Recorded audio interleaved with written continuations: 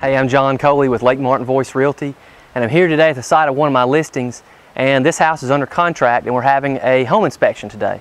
And so I thought it'd be a good opportunity to do a little video about the things that you may want to know about getting your home inspected at Lake Martin.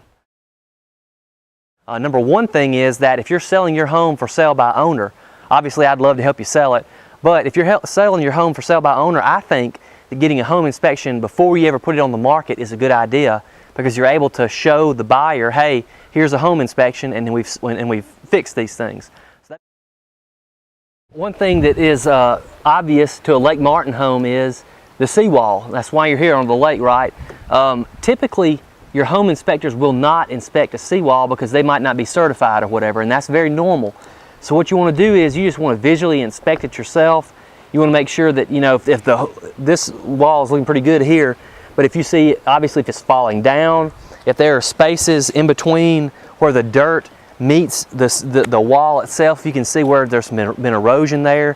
And if you have any questions about seawalls, you probably need to talk to either a structural engineer or somebody that's in the seawall business. Another thing that people ask about is, can they change the construction on the docks or floating docks around on the water? If you want to do that, you need to contact the Alabama Power Shoreline Management Group. They issue all permits for the construction on the water.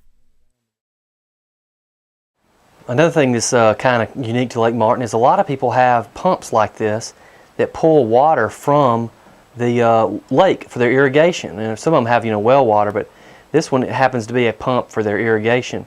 And just flip it on to see if it's working. You may want to schedule an irrigation person to come and check it out as well, because that's typically something that home inspectors aren't certified to look at.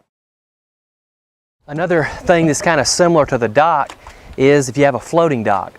Again, that's why you're coming to the lake. You're going to have some sort of docking, hopefully. And here what you're looking to see is everything in order? Does it look kind of plumb?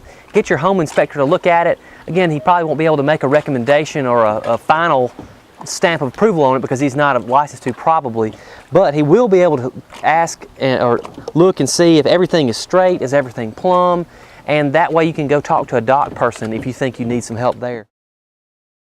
Another thing you may want to consider is getting your septic system inspected at your potential home.